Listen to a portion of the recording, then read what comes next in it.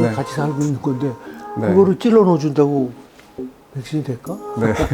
괴질이라 알았어요, 맨 처음에.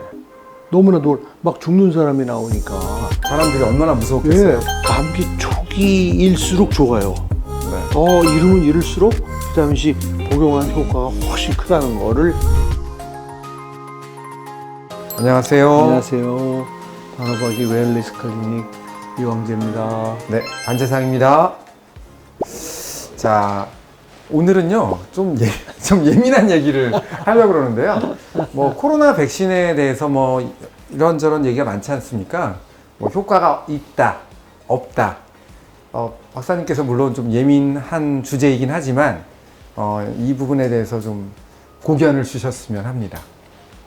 면역학자로서 제 생각은 변함이 없고요. 내가 거듭 얘기하지만 어떤 바이러스도 호흡기에 영향을 주는, 호흡기에 감염되는 바이러스는 백신 가지고 해결이 안 됩니다. 그러니까 보통 우리가 얘기하는 감기는 우리 상기도 내에 그냥 존재하는 바이러스들이잖아요. 그렇습니다. 그게 대충 한 300여 가지가 있는 거고, 이미 살고 있기 때문에 사실 그거를 예방하는 백신이라는 게 사실 현실적으로 불가능하기 때문에 불가능한 거죠. 지금 지구 역사를 같이 하면서 네, 했음에도 네. 불구하고 감기 백신이라는 거는 네. 만들 생각을 안 했던 거예요. 네네네. 같이 살고 있는 건데 네. 그거를 찔러 넣어준다고 백신이 될까? 네. 근데 문제는 이제 보통 우리가 흔히 알고 있는 감기는 그냥 가볍게 앓고 넘어가고 뭐 이렇게 치사율이나 사망률은 낮지 않습니까? 근데 이제 2000년대 들면서 이상한 변종들이 나오기 시작한 거죠. 그렇죠. 예. 그러니까 2002년에 우리나라에서 문제를 일으킨 사스는 사양 고양이의 코로나 바이러스가 사람에게 감염된 거예요. 사양 고양이. 그러니까 사양 고양이의 코로나 바이러스는 사람에게 감염이 안 돼요. 원래. 그렇죠. 원래. 그러니까 2000년 이전에는 그런 일이 없었어요. 다시 말해서 사양 고양이와 사람은 종이 달라요. 종이 다른 두 종 사이에 그 바이러스 교환이 안 되는데 네. 이게 2002년에 이상한 일이 일어난 거예요. 그런데 중요한 거는 아무리 사양 고양이의 바이러스라 하더라도 코로나 바이러스는 코로나 바이러스예요. 그래서 비슷한 병태 생리를 보여야 되는데 사람에서 사람으로 전염된 코로나 바이러스는 치사율이 거의 제로인데 이거는 10%에 가까운 치사율을 보이는 거예요. 그래서 우리가 주목을 하고, 그래서 맨 처음에는 그게 너무나 시비어하고 중하고 그 다음에 너무나 급하게 나타나고 그래서 그냥 그거 보고 사스라고 정한 거야. Severe Acute Respiratory Syndrome, 호흡기 증후군, 그렇게 정한 거란 말이에요. 네. 괴질이라 알았어요, 맨 처음에. 너무나 막 죽는 사람이 나오니까. 사람들이 얼마나 무서웠겠어요. 예, 무섭죠. 네. 그러니까 그런 거에 대해서 과학자들이 조금은 나는 주목을 해야 된다고 생각을 해요. 여러분들 아시는 것처럼 새로운 밀레니엄은 생명공학의 시대라고 했잖아요. 생명공학의 시대의 핵심은 유전자 조작이에요. 네. 그런 거하고 좀 한번 우리가 연관시켜볼, 우리 자성한다는 차원에서 네네. 의학계 또는 네. 과학계가 자성한다는 차원에서 2000년 전까지는 코로나 바이러스의 종간 감염이 없다가 2000년 좀 빵빠레가 팍 울렸잖아요. 우리가 뉴 밀레니엄 그래가지고 얼마나 난리쳤어요. 20여 년 전에. 기억나세요? 네. 전 인류가 난리쳤어요. 그러면서 과학계에서는 과학의 새로운 장이 열렸다 하면서 생명공학의 시대를 선언했단 말이에요. 바이러스는 유전자로 된 생명체고 그게 무슨 관계가 없을까 하는 그런 거에 대해서 우리 과학자들이 한번 심도 있게 한번 생각을 해봐야 되지 않을까. 근데 그 뒤에 계속 그런 비슷한 것들이 몇 년 간격으로 나오고 있지 않습니까? 그러니까 이제 그게 바이러스는 이제 미들 이스트 레스피라토리 신드롬이라고 해가지고 이제 중동 호흡기 증후군인데 그것도 사실은 맥락은 똑같은 거예요. 그런데 이게 이제 낙타의 바이러스가 이제 사람에게 변이 돼가지고 감염이 된 거이기 때문에 조금 뭐라고 그럴까. 글쎄, 중동 사람들에게는 낙타가 익숙한, 사람하고 익숙한 적이지만 사실 우리가 보편적으로 낙타가 사람하고 가까운 동물이라고 보기는 어렵잖아요. 근데 그게 왜 그런 얘기를 하냐면 가깝게 지내는 동물에 의한 거일수록 치명력은 떨어져요. 왜냐면 흔히 접촉을 하는 거면 그 변이가 와도 그냥 쉽게 감염이 될 수가 있어요. 네. 그래서 감염이 잘 퍼지는 대신 잘 안 죽어요. 네. 근데 가깝지 않은 두 종 사이에 변이가 일어나면요. 네. 그게 감염은 잘 안 돼.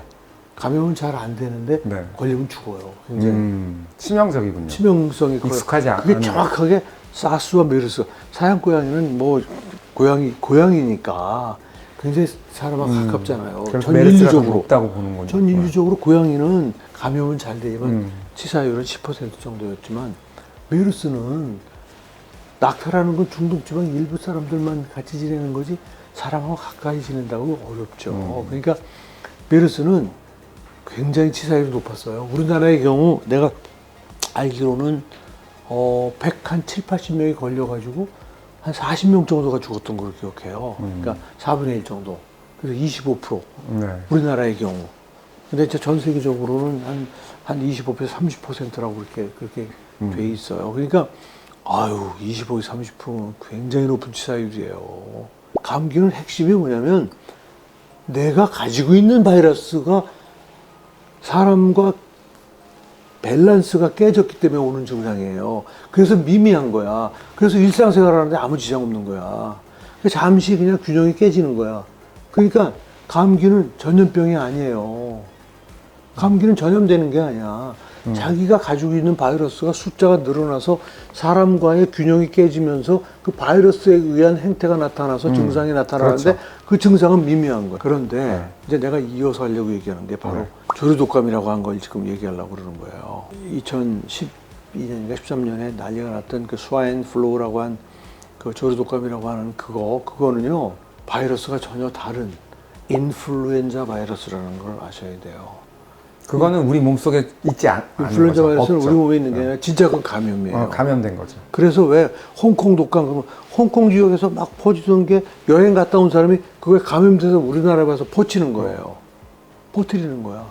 인플루엔자 바이러스가 되게 이제 그것도 철저하게 종간 감염이 없는 거예요.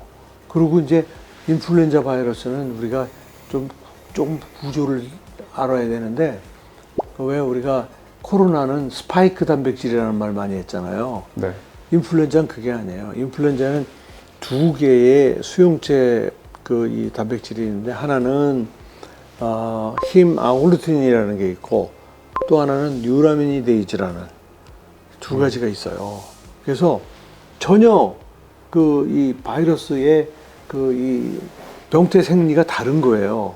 그러니까 이게 힘 아글루틴이라는 게 뭐냐면 응집소야. 혈액 응집소. 그러니까 이게 아글루틴이. 네, 그러니까 그게 딱 붙는 순간 출혈이 생겨요. 상처가 생긴다고. 네. 뉴라미니데이즈는 조직을 녹이는 네. 효소야.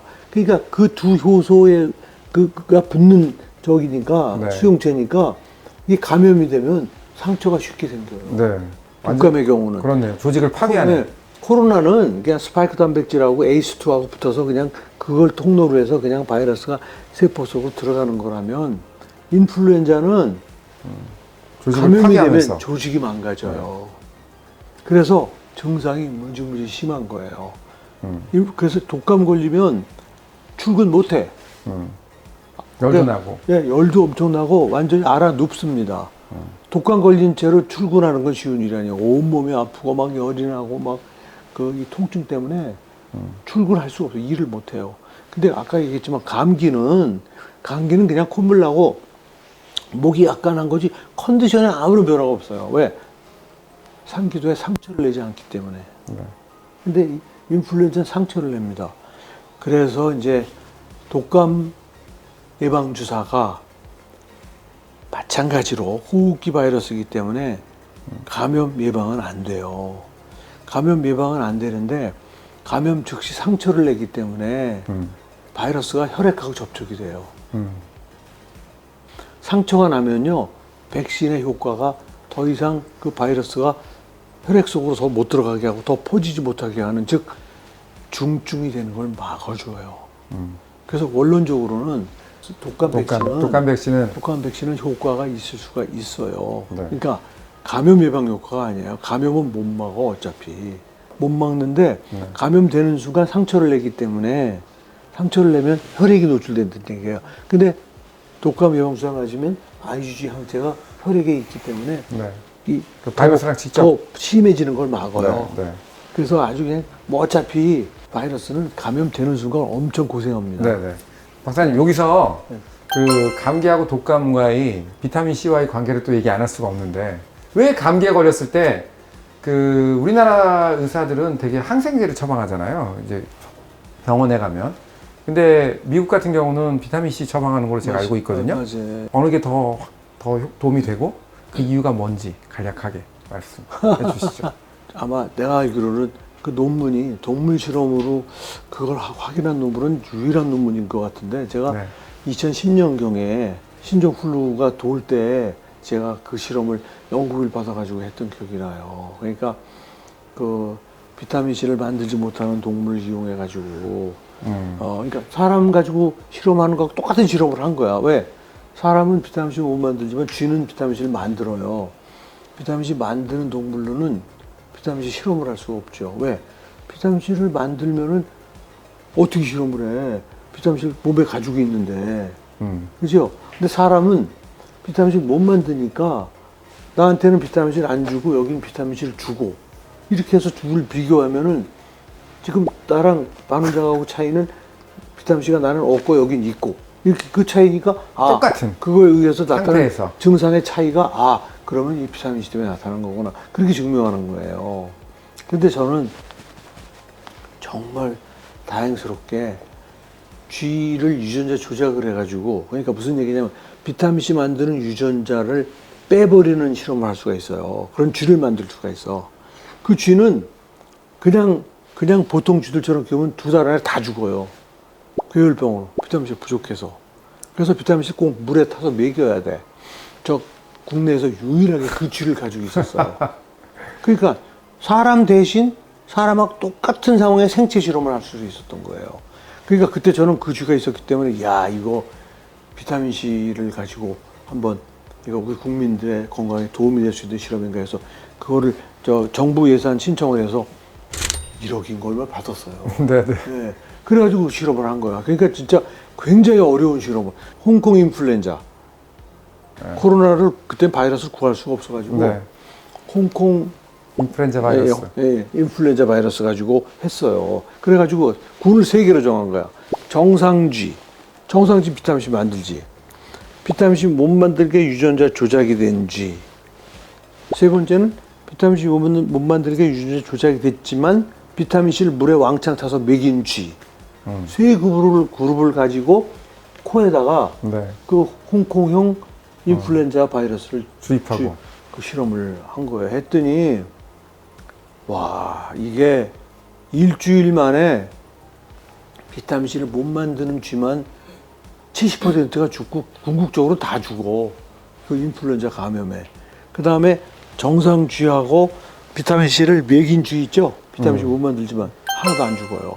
그러니까 이제 간단하게 우리 일상생활에서 우리 구독자분들한테 제일 도움이 될 수 있는 얘기인데 결국 우리가 이제 뭐 살다 보면은 감기도 걸릴 수 있고 또 어떨 때는 뭐 독감도 걸릴 수 있고 근데 증상이 막 시작되려고 그럴 때 그때 비타민 그렇죠. C를 충분히 복용하시면 바로 그겁니다. 네, 이런 실험에서도 이미 증명된 바와 같이 바이러스 증식도 억제할 수 있고 그렇죠. 또 그다음에 우리 몸의 면역을 증강시켜서 그 바이러스를 직접 공격할 수도 있고 그럼으로써 보통은 우리가 약국에 가서 병원에 가서 처방을 받으면 그 바이러스를 죽이는 그런 약을 처방받는 게 아니라 그냥 증상이 생겼을 때 뭐 기침이 나면 기침약, 콧물이 나면 콧물약, 열이 나면 힘드니까 해열제 뭐 이런 식의 대증적인 치료만 하지 않습니까? 근데 비타민 C는 이런 바이러스를 근본적으로 좀 이렇게 억제하거나 공격 줄이거나 이럴 방법이기 때문에 구독자분들께서 만약에 이런 증상이 있으면 일찍 비타민 C를 복용하시는 게 도움이 될 거라고 저는 생각합니다. 그러니까 네. 무슨 얘기냐면 바이러스와 전쟁을 하는데 바이러스 수가 적을 때 비타민 C를 드시잖아요. 굉장히 효과가 커요. 네. 그건 상식이야. 그 가능하면 자주 먹는 게 좋죠. 그럴 그렇죠. 때. 그때는 네. 3시간 간격으로 네. 그 하루 이틀만 3시간 간격으로 하루 이틀 드시면 오늘은 이렇게 우리가 가장 일상생활에서 흔하게 접할 수 있는 감염성 질환인 감기와 독감, 네. 비타민 C 이 얘기를 좀 해봤습니다. 감사합니다. 네, 감사합니다.